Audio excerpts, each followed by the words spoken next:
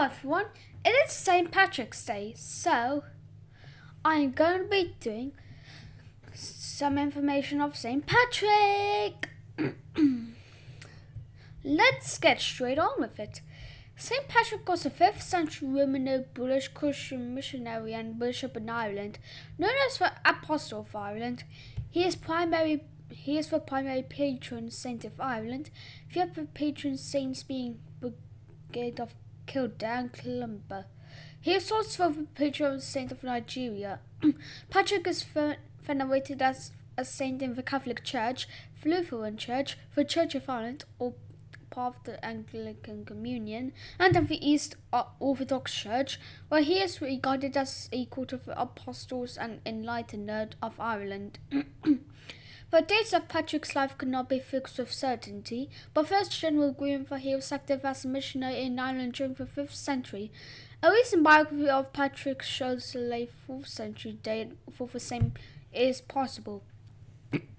According to tradition dating from the early Middle Ages, Patrick was the first bishop of Mark and Plymouth of Ireland, and is credited with bringing Christianity to Ireland, despite evidence of some earlier Christian presence, converting the people to paganism.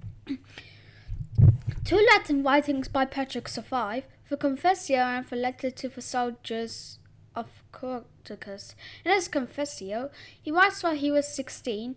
He was captured by Irish pirates from his home in Britain and taken as a slave to Ireland.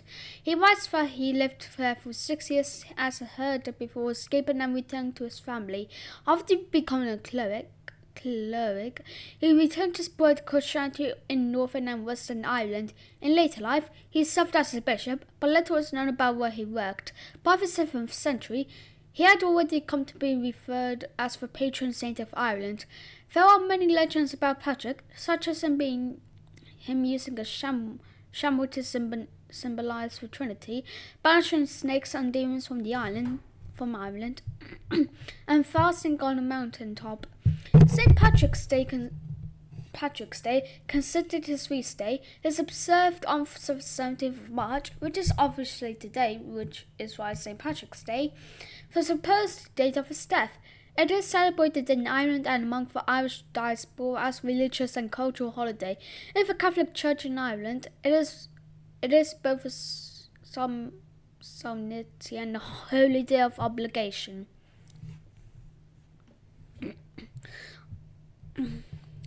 I'm also going to do the sources part. I might even do a second part next St. Patrick's Day next year, so don't worry. Anyways, two Latin works survive which are generally accepted as having been written by St. Patrick: the Declaration, or Latin Confessio, and the Letters to the Soldiers of Corticus, or Epistula in Latin, from which come to only generally accepted details of his life. The Declaration is the most biographical of the two. In it, Patrick gives a short account of his life and his mission. Most available details of his life are from subsequent hagiographies and annals, which have considerable value but lack the empiricism scholars depend on today. The only name that Patrick uses for himself is his own writing.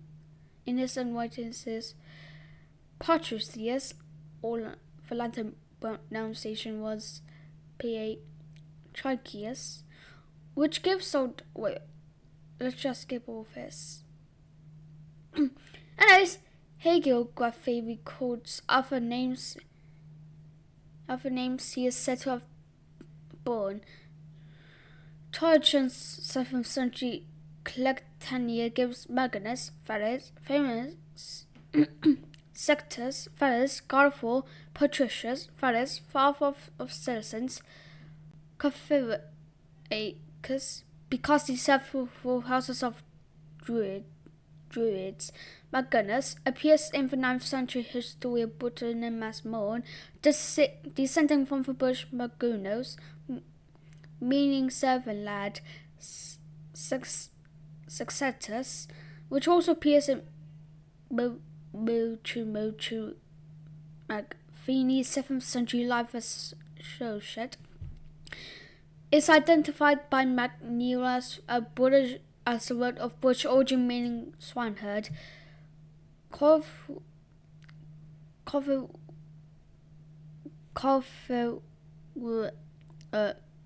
Vickers also appears as Coleridge in the 8th century biographical poem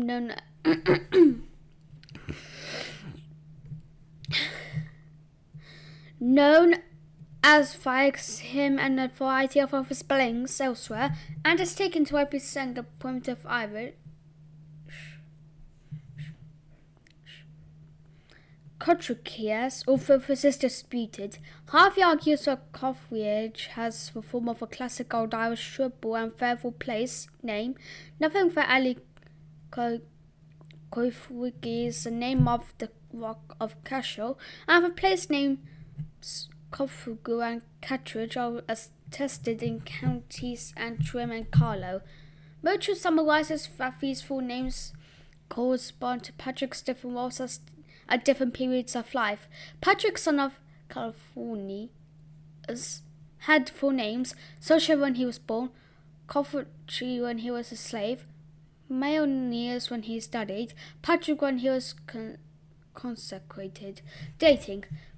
The dates of Patrick's life are uncertain. These are conflicting traditions regarding the year of his death. His own writings provide no evidence for any dating more precise than the 5th century generally. His biblical quotations are a mixture of the Old Latin verse and the Vulgate, completed in the early 5th century, suggesting he was writing at the point of tradition from Old Latin to Vulgate. Although it is possible that Vulgate readings may have been added later, replacing earlier readings. The letter to Caractacus implies that the Franks were still pagans at the time of writing. The conversion to Christianity is dated to the period 496 to 508. The Irish annals date Patrick's arrival in Ireland at 432, but they were compiled into the mid-6th century as the earliest. The date 432 was probably chosen to minimize the contribution of Palladius, who was known to have been sent to Ireland in 431, and maximize that of Patrick. A variety of dates are given for his death. In 457, the elder Patrick, or Patrick Sen in Irish, is said to have died. This may refer to the death of Palladius, who according to the Book of Armagh was also called Patrick.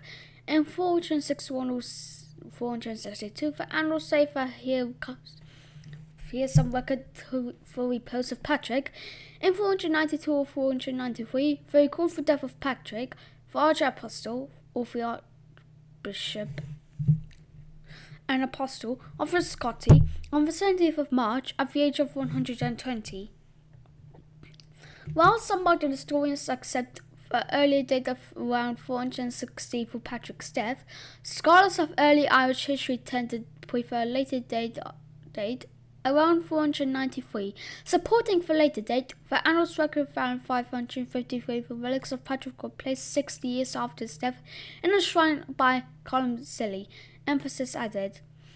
The death of Patrick's disciple Mordred is dated in the annals to 535 or 537, and the early hagiographies all bring Patrick into contact with persons who all obits occur at the end of the 5th century or the beginning of the 6th. However, E. A. Thompson considers that none of the dates given for Patrick's death in the annals are reliable. A recent biography suggests that a late 5th century date for the saint is not impossible. Thanks for watching, everyone. Please like and subscribe to both my channels.